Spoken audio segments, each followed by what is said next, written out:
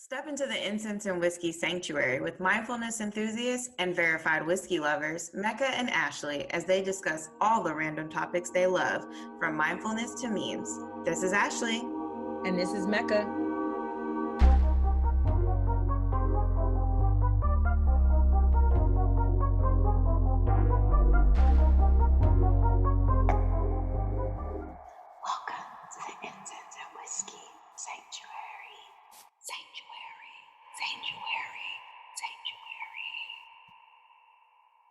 Hey, Mecca. Hey, Ashley. Happy New Year. How are you doing? Happy 2022. 2022, for sure. So something's been on my mind lately, and I wanted to share it with you and the listeners. I recently have been thinking a lot about family dynamics. And several years ago, a family member had mentioned to me the concept of family constellations.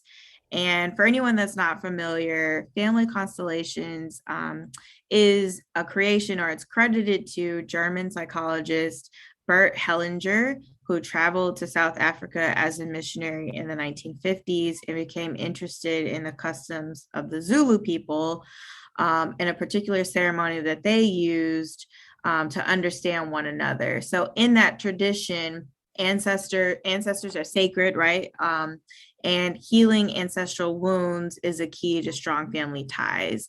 And so through ceremony that he witnessed, he was able to see family members speak to each other candidly and tap into ancestral energy and understanding family dynamics, which is like really fascinating. And I have been searching for ways to find more connection with family members that I felt disconnected from, and actually took it upon myself to explore doing this exercise, and invited Mecca to join in and participate. And so, Mecca, how did you find overall?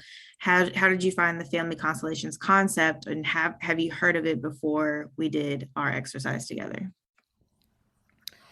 I had not heard of it before, and listening to you, I just want to make sure that I understand. So this was a practice amongst the Zulu people, but Bert was able to witness it, bring it back over to the States, and kind of create a vessel, a name for it to make it Right. palatable for us, right? Right, exactly. Yes. Right. So this is definitely something, like a lot of things in the world, right? In terms of like healing and spirituality, that's already been in existence and was explored further and created into this family constellations exercise and process by this individual. So yes. Okay. So I had not heard about it before, but I'm always intrigued with all the new things. You can Yeah. tell me to go fly on a bird and I'll see the stars and I'm like, how do I get my ticket? So I Not love it. that example. No, I don't know Okay. where the example came from. But the point I'm making is I had not heard of it before. I was really interested, and once I understood what they created the name Family Constellation, I'm like, wait, what? Like who can do this?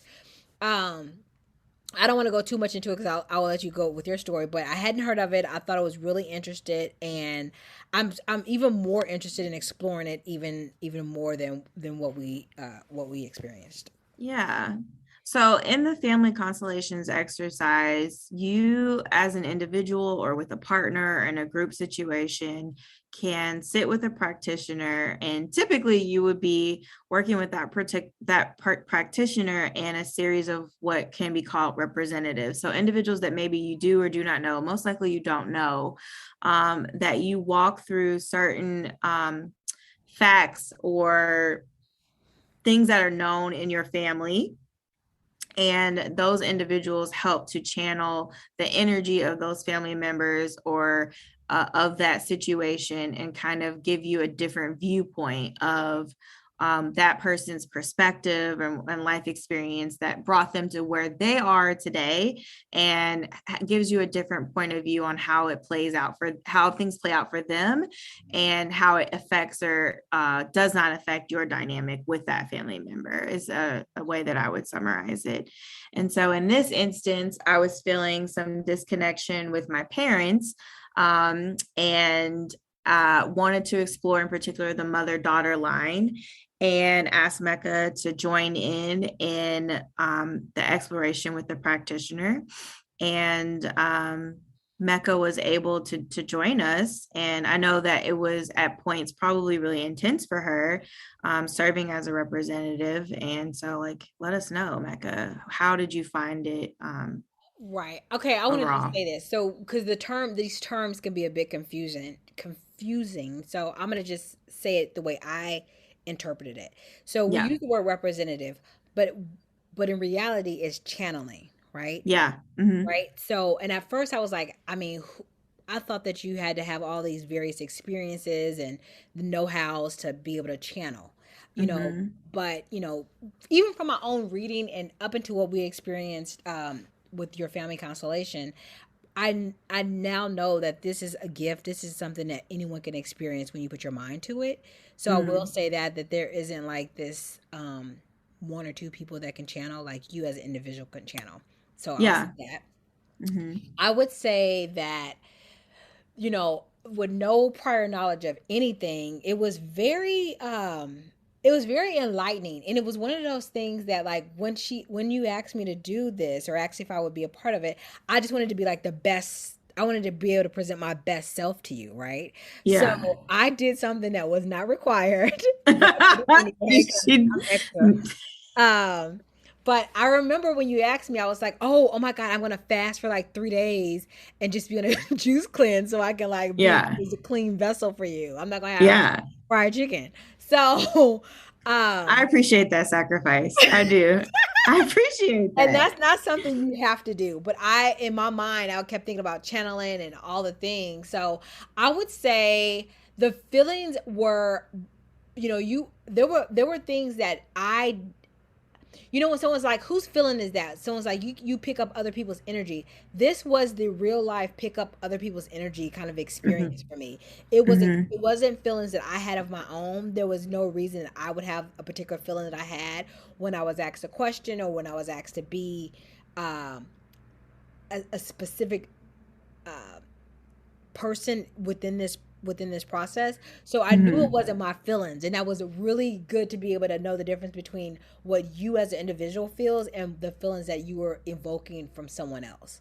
Sure. Sure. And so I would say it was surreal. Yeah. That's how I would describe it. It was surreal because it was not my feelings, and half the stuff I was like, what? And Like, where did that come where did that from? come from? Or like Yeah. even a demeanor or a facial expression or just the how I felt was very like it wasn't Mecca necessarily. Yeah. So So as the person who is looking to explore their family dynamic further without it being able to engage my actual family members, I will say that there were points in the exercise that Mecca said, or her body language demonstrated things that I had heard or seen from my own family members. really? So, yes, like there were Oh, certain phrases or things that you said, and I was like, yes, that person said this to me oh my God, before. you never said that to me. Or, oh, yeah, like, or that is something I could totally see that person like doing or saying in terms of body language or the way they would say it. So I had the same sentiment, Mecca, in like, how is it that someone could channel that this energy without being like that's what they do, right? That they're so tapped into energy that they are channeling someone else. But Mhm. I absolutely believe you when you say anyone can go through this exercise and do it. It's accessible in that regard. Absolutely. Um, yeah. And so can you speak to like the intensity? Like, how did you feel like we know how the before was with the fasting and trying to come in as a clean vessel for the exercise, but how did you feel? Kind of, you speak a little bit more about during versus after. Oh, okay. So during, I represented two different people during this process. Mm-hmm. Um, and both of them had similar and different personalities. So I would say during the process, it was almost a bit of I could imagine doing this in a group because I'm already a very like private kind of shy person. I know Okay. we have this podcast, but I mean I really am. But the thing is, I felt like I was seeing and experiencing things that only you need to be able to see. Does that make sense? Mm, Like yeah. I felt like, oh, this should be a secret. But no, that's the reason why we're doing this. I would say the way I felt during was definitely like Mecca was sleep, and then there was this embodiment that was kind of taking over, and not in a way that felt like strange or hurtful or anything like that, Mhm. but just a wave of an embodiment that wasn't mine. And I was actually a lot I was a lot in gratitude to be able to give that to you and offer that to you. So during, I felt whatever the feeling was that I had right then and there. There was no physical feeling of like good or bad. Afterwards, I did feel completely tired. Um, I think I took a nap after. It was like in the middle of the day, so I took a little bit of a nap. Um, a lot of water, hydrate, hydrate, hydrate. That was one of the things that I definitely had to do. Um, I would say a lot of messages came to me, and I even Yeah. shared some with you afterwards on a call, and then even a week or so afterwards. But a lot of Yeah. messages came to me. A lot of downloads came to me from from the various representatives that I wasn't Hmm. expecting. That I was able to convey to you. And so yeah, I would say the feeling that you have during it is not even like it's second nature. You just feel like that's just what it is. Yeah. Afterwards, depending on the way you feel or how you carry yourself, that was a little bit more exhausting. I was a little bit more Yeah. tired after that. But then downloads were coming. It was interesting because it was like, oh my god, this, and then oh my god, that, like little peaks of information kept coming. I thought that was really cool. Yeah, like it's like not secrets, but like secrets were uncovered and information was shared with you. So you're probably like taking in information and processing at the same time, which I would imagine would put anybody on overload, especially if it's like completely foreign to you. Mhm. So I really appreciate you doing it, Mecca. And I think what I want people listening in to know is what this looks like is we found a family constellations practitioner or therapist, and gave that therapist just very skeletal, minimal information about the family background, and she was able to just ask questions and was very observant of our body language, of what we were saying, and asking, checking in, what is coming up for you right now? What are you feeling? And it all, as Mecca described, came very naturally. And we did this virtually. So for it to be as effective as it was also like very fascinating, given it was in a virtual setting, Yeah. for sure. And I will say, oh, go ahead, Mecca. I'll let you finish your sentence. I mean, I will say for me during, I came into the session, we clearly articulated what I hope to get out of the session, which was, and I'll share, it was clarity, it was understanding, and really trying to identify a path forward. And I believe that I left that session with all those things. Maybe the path forward was something that was not as clear, but at least it was clear to me that there was a path forward. And I left the set. I felt varying emotions during the session. I was asked to channel someone other than myself as well, which was harder for me. I think it's harder when you're the person that's channeling for a family member. But or like you're the person of interest that is channeling for a family member. But Mm-hmm. I will say that afterward I had this increased sense of compassion and Mm-hmm. understanding of the experiences and the impact of those experiences on my family members. And that helped to create space for imagining a path forward, because there was, like I said, an increased sense of compassion that wasn't there before, and provided me a sense that, okay, I think I get this now. I think I understand kind of why you are the way you are. Mhm. And I can focus on that versus being frustrated about the consequences of those things. So that was my experience with it during and after. I think one thing that I would want to, you know, one thing that I would want to convey to listeners is that, someone may say, why would I ever want to get this done? Or what are the benefits of me getting this done? And Yeah. it's one of those things that, sometimes we know all of our family members and sometimes we don't know our family members. Maybe you know your mom, but you don't know your grandmother. Or maybe you know your grandmother, you don't know your mom. Or you don't Mhm. know your dad's side of the family, whatever there is. And there's things about yourself that you question and you don't physically see it in your daily life. You don't see it in the family that raised you or whatever. You're like, Exactly. who is that? Like, why am I like X, Y, and Z? Or like, what happened prior to me getting here that answers the question on why I am here, right? And Exactly. that comes with, I think, this family constellation. Am I saying that right? Yeah.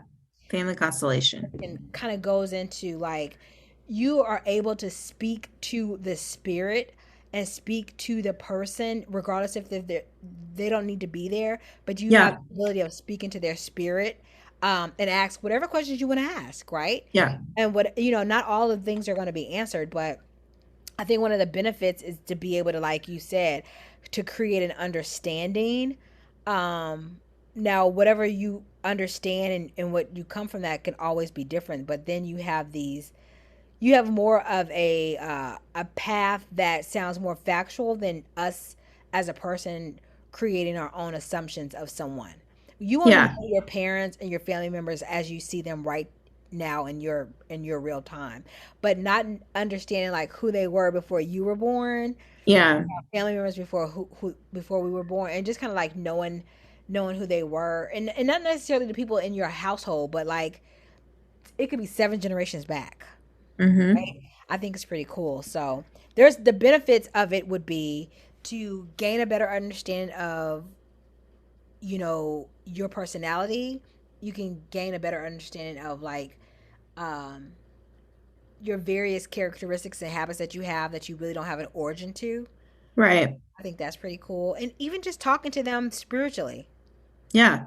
right? I think the emphasis, yes, absolutely. All of that rings true for me. I think what's also, or what I would add to that is, because you were speaking about speaking to their spirit. I think what the practitioner we worked with said at the end that I think is really important to emphasize here is that, so we've had this spiritual experience, right, where we engage with that family member's spirit, and we try to, understand it better and probe and get underneath the dynamic of it all.